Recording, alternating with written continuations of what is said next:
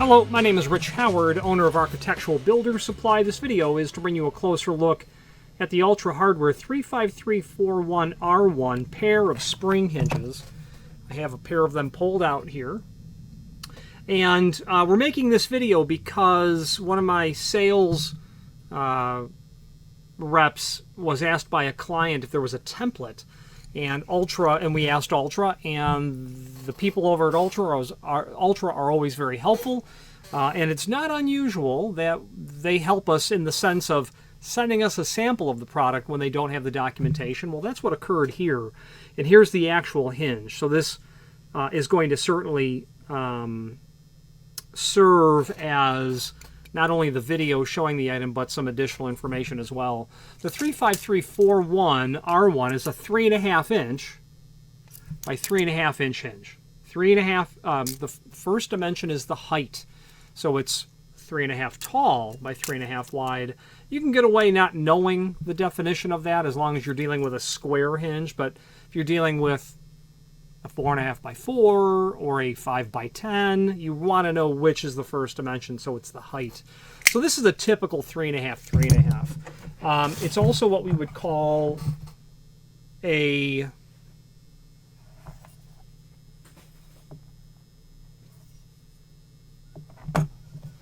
this is definitely a residential weight hinge. The leaf thickness, the catalog says 98 thousandths. My caliper says 99 thousandths of an inch. So just less than a tenth of an inch. That would make this residential weight. This is what you would use very typically on interior doors. If you wanted to add a self-closing concept to an interior door, you're probably going to have a 3.5 inch tall hinge that's got about a 98 thousandths of an inch leaf thickness. This would be perfect. The question is, do you have a template? The client clearly wanted to know, where are the screw holes? Let's talk about that. So this is what we would call the template pattern. Any hinge, door, or frame made to a 3.5 inch template pattern, this is going to work, is the bottom line. So to show those dimensions from the top of the hinge leaf to the first hinge, looks like it's about 5/16, maybe 3/8. That second hole is about 1 3/4 inches. The bottom hole looks like it's about 3 1/8 of an inch. Okay. Holding the tape measure from the edge of the leaf to the center line, looks like it's about 5/8. And then to that middle hole, looks like it's about maybe 5/16 would be my guess. Okay. So that's where these are going to be located. If you're not sure if this is going to work, those dimensions should allow you to determine whether or not this will fit. This is in the satin brass, what they call satin brass. This is just satin brass. This is made of steel. This would be appropriate for use on doors that are fire rated. It would be not typical to use an 1 3/8 type hinge like a 3.5, where you'd use them on 1 3/8. But it is a listed, it is a listed product. And when it comes to spring hinges, they have to be labeled. So this hinge, and there's an image that I'll show you in a moment of that stamping so you can see it clearly. This is approved for use on fire doors. You can install this on a fire door. It's going to be an 1 3/4 fire door. And at that point, you'd use 4.5 or 4 or 4.5 inch. But there'd be nothing preventing you necessarily from using 3.5. You might want to dive into NFPA 80. There might be some language there about door thicknesses versus minimum hinge height. I'm thinking in my head there may be information about that. NFPA 80, there will certainly be there's a table there, in fact. You might need a minimum of 4 inch height on that sort of situation. So the fact that this is listed, meaning it's been tested, and in this case UL is the testing laboratory. They have on file all of the criteria, all of the paperwork of when this hinge was tested. And when it's a spring hinge, it has to be listed, which means it's been tested, and there's a record in the testing laboratory's filing cabinets that can be pulled and reviewed. But when it comes to spring hinges, it also must be labeled. Not everything needs to be labeled, but almost everything needs to be labeled on a fire-rated assembly. What doesn't need to be labeled if you were just doing ball bearing hinges? If you were doing 2 spring hinges and a ball bearing hinge, that ball bearing hinge that you you'd probably stick up at the top, actually, would not need to be stamped. It's would not need to be labeled. Sorry, I couldn't hear what... It would not need to be labeled. It would need to be listed, and it would be. There would be a blanket statement that says if it meets this criteria, it's permissible for use. Let's just finish up the review of the material. When you buy one, you're buying a pair of hinges. So there's going to be an Allen wrench and a tension rod or an Allen wrench and a couple of tension pins. That's going to allow you to stick that tension rod up in the top.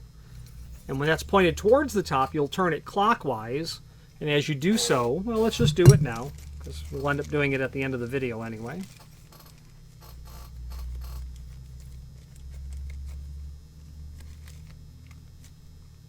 I want to remove that staple without tearing the bag.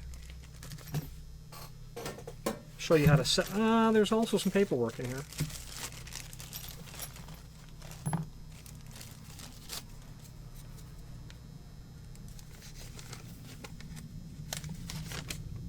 Yes, instructions. I will scan these and upload these as well. Very, very, very, very interesting.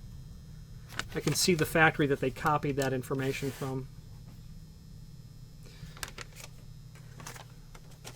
It is a plagiaristic industry that we work in, there's no doubt. This company Ultra did not invent the spring hinge, but the one that they plagiarized did. Moving forward, you'll install the tension rod in the top. You'll note that there's not an opportunity to install it on the bottom. When that end is pointed towards the top, you'll rotate it clockwise. As you do, you reveal new holes. If you're going to go to 180 degrees, I probably wouldn't exceed 3 holes. If you're going to go to 90 degrees, you could probably go to 4 holes. And as you do that, you'll drop one of those pins right in that hole as it lines up, and that's how you retain tension. When you're hanging the door, when you're just getting the door hung, no tension at all. Just, leave it free swinging like this. Then once you have the door hung, then set your tension. Spring hinges should not be used in the top hinge location unless you're doing all spring hinges. You should always have the ball bearing hinge of a compatible thickness, and it should be ball bearing to work comfortably with this material, because 70% of the weight of the door occurs on that top hinge. And a spring hinge is technically not load rated at all. It's just meant to close the door. So you don't want that spring hinge trying to do both jobs, carry the door and close the door. So let that ball bearing hinge up at the top do that work for you. Stick these spring hinges at the bottom or middle location, or bottom and middle location. You'll get screws, be all wood screws and all machine screws. That's very typical, common and straightforward. Okay. I suppose...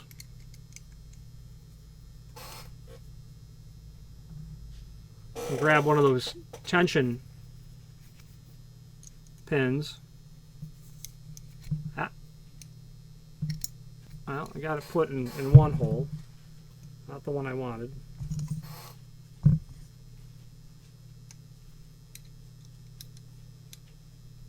There we go.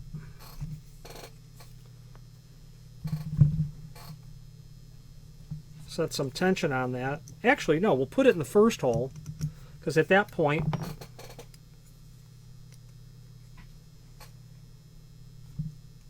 I may still be able to separate the leaves a little bit by hand. Yeah, I can. Okay. Now we've got our tension set. You want that pin to be all the way in. In fact, you don't want it sticking out at all. But there it is. Okay. You definitely don't want that pin sticking out. There have actually been lawsuits, or at least complaints, and I believe lawsuits, of someone harming themselves on that projecting pin. You'll want that seated completely flush. If it's in your own home, I would imagine the risk would be lowered of harm, but where these complaints come into play is in dressing rooms. And there was a call maybe 2 years ago, and I've received about 3 of these calls in my career. The mother or the parent, I don't know that it was the mother. The parent was in the changing room. I do know it was the daughter who was outside the changing room and just kind of leaned up against the back of the door, and then just kind of started to slide down to go to her knees or to sit on her back end, her bottom end, and realized after a couple of inches something was severely scratching her. and it was the projecting pin from that spring. It turns out in that case, the person who installed them used a non-original, non-OEM piece of equipment. I believe it was a finish nail that was cut with a, just end snips. This will not break the skin. And while it's certainly not comfortable, it won't break, I'm doing it rather hard and it's not going to break the skin. A sharp trim nail, a hardened black trim nail that's been cut with end cutters, probably going to do something different. So be mindful. If you are installing these in a commercial application, avoid any exposure to that type of risk. Let's switch to the screen view and let's take a closer look at the supporting information. If you've not hit subscribe yet, we would very much appreciate if you did, and hopefully you're enjoying this video. Now, let's get back to it. Okay, let's take a closer look at some additional information. Here is the extended description. Price given per box of 2. When you order one, you're going to be sent a box of 2 hinges. 3.5, 3.5 made of steel, satin brass or US 4 finish. It would also be appropriate to call it 633 because that means satin brass over steel. 0.98 is the leaf thickness. It is classified residential weight when it's 0.98. It's a single acting spring hinge that happens to be UL listed, therefore self-closing. The corners are square. People do manufacture radiused corner spring hinges as well. This happens to be square and is called the template hole pattern, as I had said earlier. This can be used on left or right hand doors, any of the 4 ways that a door will swing. Left hand reverse, or right hand reverse. It will work. That spring hinge will close the 2 leaves regardless of the hand of the door. Comes with the tension wrench, tension pins, 1 pin per hinge, and then your fasteners. Now, some images. This photo shows how it's a full mortise hinge. That bend or the swag on the hinge leaf there, that means that it's a full mortise hinge. Right there. When those leaves are brought parallel, they're meant to be mortised flush to the edge of the door and frame. That's what the hinge looks like. You can see that satin brass brushed finish. Here's the box. Showing a close-up view of the finish really is what I'm trying to do there. Neat, clean appearance. I'd have no reservations about using this. The back side of the hinge. The screw package. That's the UL. Customers will call and say, yeah, I've got a JY4X4 or I've got an R27203. The R number is really the record locator. I've got a model 530, we don't know what any of that is. That's, sometimes we can find out information based on that information, but,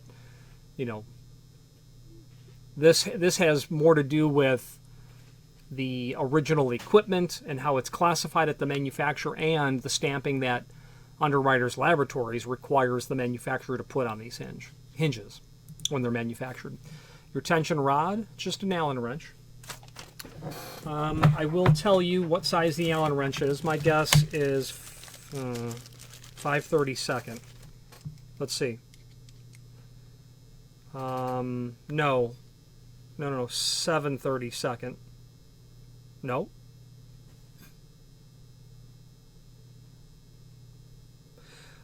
I bet it's metric because it's measuring 0.17 inch. 0.17 inch doesn't come to anything in 30 seconds. So it's being a company who manufactures in Asia, it's probably a metric size. That wrench is 0.17 inch. So 5/32 would be about 0.151. Another 30 thousandths would be 0.181 to make it 6/32, or what does that make it? 6/32. 2 would be 3/16. Yeah, 3/16 would be the next size. A little bit big for 3/16. And that's all the photos we have. Do we have a link to the installation instructions, which are here? It's simple and straightforward. Align all pivots for smooth operation, and what that means is your hinges have to be in alignment for the door to work. Use same size hinges, meaning you can't use 3.5 by 3.5 and 4 by 4 on the same door. You can't use standard weight and residential weight on the same door either. That may not work very well. Yeah, okay.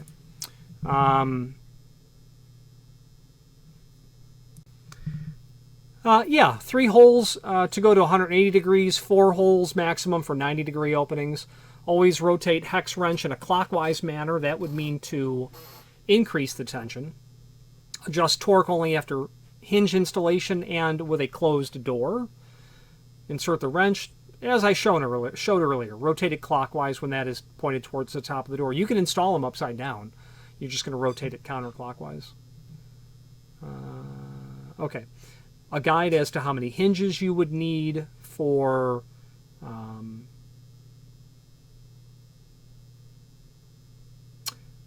doors, and this, I believe, references NFPA 80 directly, and it says right here, maximum door size and number of spring hinges required are based on limits set forth in NFPA 80. That tells me, and I've looked at that chart, dozens of times, and that's why I thought, and I haven't bothered to go back and look it up, there is no 3.5 column for fire doors.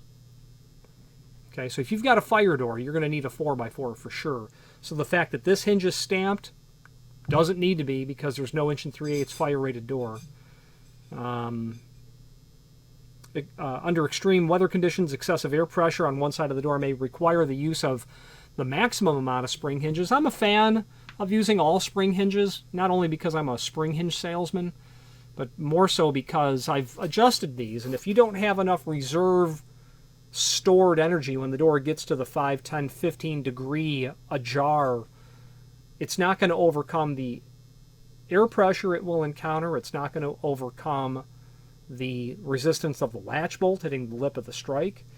So you might want all spring hinges, but only if it calls for it. If you've got a 30-pound door and it's a hollow core 1 3/8, I don't think I would make a hollow core 1 3/4. I don't think you can make an argument for 3 4.5 by 4 spring hinges. That door is going to weigh 30 pounds versus, what it will handle here, 110 or 120. For fire door use, there we go. Okay, so you've got some information there to look at. Now, speaking of information to look at, there's a link below this video as seen here to the manufacturer's page within our site, and that will allow you to review not only all of the Ultra products we sell by means of this horizontal navigation, but also a link to the manufacturer's website, as well as to the product catalog. And let's take a look at that. I'll do a Control F for 3.5x3.5in is our part number. 3.5.341R1. There we go. That will take us to the page where this can be seen. The point of this is from here you can see all of the other sizes and finishes that are available. So, well, it is a fire door, so I'm going to need 4x4. Well, it's a 3.5.3.4.2 R1. So 4.1 goes to 4.2 for a 4x4 in satin brass. Pretty handy. Suffice it to say, the remainder of the catalog has lots of items in it when it comes to residential and commercial builders hardware. If you're a commercial client with Ultra or thinking about Ultra, I would take a look at their exit devices, their door closers, and their lock sets. They do a pretty good job with that material. If you are a residential client, I would take a look at cabinet knobs or cabinet hardware from Ultra. They have a pretty, in my opinion, they've got as many options as I need to see. Very good value is the point, and good quality. Most of it, not all of it, most of it's made of zinc, and that means it's cheaper, it's heavy, and then it has a nice finish on it. So you do a good job by using some of their cabinet knobs. Let's wrap up this video on camera. If you are enjoying this video, please click thumbs up or like, and also please consider subscribing to our channel. Let's move on to the rest of the video. Okay, pretty simple and straightforward type of hinge. The only thing that's odd is the fact that it's stamped for use on fire doors when I don't think you can use them. But nonetheless, you can be sure that it meets the criteria. That hinge is passed, or this design of hinge is passed a 3-hour fire test where in the first 90 seconds it goes from room temperature to 1800 degrees and parks there for the next 2 hours and 57 minutes. So the hinge is worth something at some point. There's to be no doubt about that. The door doesn't need to continue to operate after a fire test. So the fire test is all the hardware's attached, the door's obviously hung, doors are closed. Turn the heat on. 2 hours and 57 minutes, it stays there. Immediately after 3 hours, they take a fire hose and they blast it. And the door, the lock, everything needs to remain intact. The door needs to stay closed and latched. If it doesn't, it fails. If it does, it passes. The door does not need to operate. This hinge is not going to work after a 3-hour fire test, but it will work in the sense that the door remained hung and in the frame. That's what you're testing for. I've seen those tests. I've seen videos of those tests, and they're extremely interesting. I had a client of mine need to submit a piece of hardware on their own door design. I had a client who had built their own door and needed it to be fire tested, and we supplied them hardware for it. And I said, when you go to that fire test, and the call still hasn't come, but when you go to that fire test, give me 1 day notice and I will fly there if you can bring me in as a guest. So we're waiting for that call to come. Any questions on the 3.5x3.5in pair of spring hinges, and again, a pair or any other Ultra product, please feel free to reach out to us. And thank you. Thank you for watching, and if you've enjoyed this video, please click thumbs up, please subscribe, and maybe even send the video to someone that you know. Thank you.